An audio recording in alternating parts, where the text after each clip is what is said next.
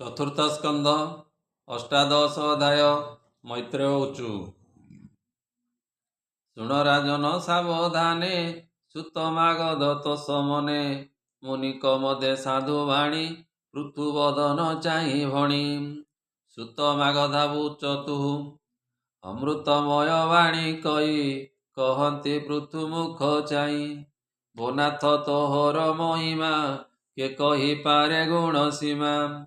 ତୁ ଦେବ ଦେବ ବୀର୍ଯ୍ୟ ବଳେ, ଶରୀର ବହୁ ଏସୟଳେ। ତେଣୁ ଶରୀର ତୋର ଜାତ, ଏକଥା ଜାଣନ୍ତି ଜଗତ। ତଥାପି ତୋର ଗୁଣ ଯେତେ, ଭାବେ କହିବୁ ତୋ ଗ୍ରତେ।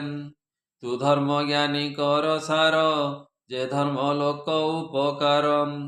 ଅଧର୍ମ ନାଶୀ ଧର୍ମ ପାଳୁ, ତୁ ଧର୍ମ ପରମ ଦୟାଳୁ।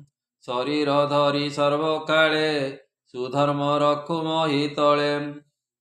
ସକଳ ଭୂତେ ସମେ ବସୁ, ସବିତା ରୂପେ ତୁ ପ୍ରକାଶୁ। ତୋର ମହିମା ଅଧ ଊର୍ଦ୍ଧ୍ୱେ, ପ୍ରକାଶ କଲେ ଶୂନ୍ୟ ମଧ୍ୟେ। ପ୍ରାଣିକ ମଧ୍ୟେ ତୁ ବରୁଣ, ଆରତ ଦୁଃଖ ନିବାରଣ। ଇନ୍ଦ୍ର ଯେ ସନେ ଛାଡ଼େ ବାରି, ମନ ନିମନ୍ତେ ଦୟା କରି। ତୋହର ବଚନ ଅମୃତ, ଦେଖି ନିସ୍ତରିବେ ଜଗତ। ତୋର ବଚନ ଚାରୁହାସ, ଦେଖନ୍ତେ କରେ ଦୁଃଖ ନାଶ। ତୋହର କର୍ମ ବ୍ୟକ୍ତ ନୁହେଁ, ଯାହାଙ୍କ ମାୟା ଜନ ମୋହେ। ଏ ଯେ ଗଭୀର ମାୟା କାଳ, ତୋହର ଶ୍ରେଷ୍ଠ ଅନ୍ତରାଳ।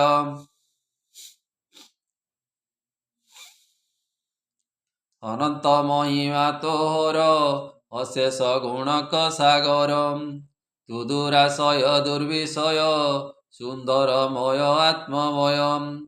ଏ ଜନ୍ତୁଙ୍କ ଅନ୍ତର ବାହାରେ, ତୋ ତହୁଁ କେବା ଅଛି ପୁରେ। ଅଧକ୍ଷ ହୋଇ ଉଦାସୀନ, ଶରୀରେ ଯେ ସନେ ପବନ। ଅଦୋଷୀ ଜନ ତୁ ନ ଦଣ୍ଡୁ, ତୋର ସେବକ ଦୁଃଖ ଖଣ୍ଡୁ। ଅପ୍ରୀତିହତ ଚକ୍ର ତୋର, ବିଜେ ଯେ ସନେ ଦିବାକର। ନୟନ ଆତ୍ମା ବିଚେଷ୍ଟିତେ, ଆର୍ତ୍ତନାଶନ ତୁ ଜଗତେ। ସେ ରାଜା ପ୍ରଜା ମନୋରଞ୍ଜେ, ରାଜ୍ୟ ସମ୍ପଦ ସୁଖ ଭୁଞ୍ଜେ।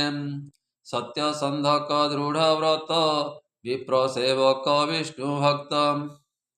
ଶରଣ ସର୍ବ ପ୍ରାଣୀଙ୍କର, ଦୀନ ବତ୍ସଳ ମାନହର।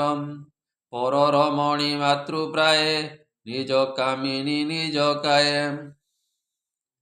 ରାଜାଙ୍କୁ ପିତୃ ପ୍ରାୟେ ଚିନ୍ତେ, ବିପ୍ରଙ୍କ ସେବା ଯାର ନିତ୍ୟେ। ପ୍ରାଣୀ ବିଷୟେ ଆତ୍ମା ପ୍ରାୟେ, ଦୟା ବସଇ ଯାର ଦେ। ସୁହୃଦେ ଆନନ୍ଦେ ବର୍ଦ୍ଧନ, ବିମୁକ୍ତ ସଙ୍ଗେ ସଙ୍ଗ ଧ୍ୟାନ। ଅସାଧୁ ଗଣେ ଦଣ୍ଡ ଧର, ସ୍ୱଭାବେ ଶରଣ ସୋଦର।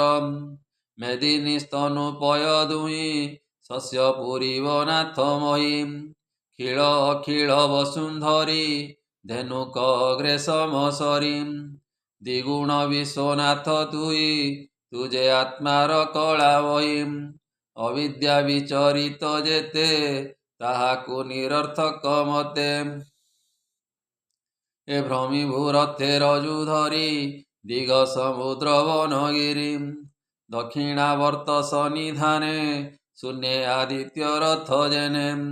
ଭୂମିରେ ଯେତେ ନୃପଗଣେ, ଭୟେ ପଶିବେ ଘୋର ବନେ। ମୃଗ ଯେ ସନେ ସିଂହ ଦେଖି, ପଳାଇ ବିପିନ ଉପେକ୍ଷୀ। କରିଭୁ ଅଶ୍ୱମେଧ ଶତ, ତ୍ରିଦେବେ ଜେନେ ସୁରନାଥ। ସ୍ୱଭାବେ ଅନ୍ତେ ଗଙ୍ଗା ଜଳେ, ସନତ କୁମାରଙ୍କ ମେଳେ। ଭକତି କରି ବିଷ୍ଣୁ ପାଦେ, ଅନ୍ତେ ବସିବୁ ନିଜ ପାଦେ। ତୋର ଚରିତ ଇହ ଲୋକେ, ପ୍ରାଣୀ ବିସ୍ତାର କରି ମୁଖେ। ହେ ପୃଥୁ ପରାକ୍ରମ ତୋର, ଦେବ ମାନବେ ଅଗୋଚର। ତୋର ମହିମା କର୍ଣ୍ଣେ ଶୁଣି, ତରିବେ ଭବ ଜଳୁ ପ୍ରାଣୀ। କହଇ ବିପ୍ର ଜଗନ୍ନାଥ, ଋତୁରାଜାର ଏ ଚରିତ। इति श्रीमद्भागवते महापुराणे पारमहंस्यां संहितायां 82 चतुर्थस्कन्धे पृथुराजा चरितो नाम अष्टादशोऽध्याय। बोल आनंदे कवार हरि हरि बोल।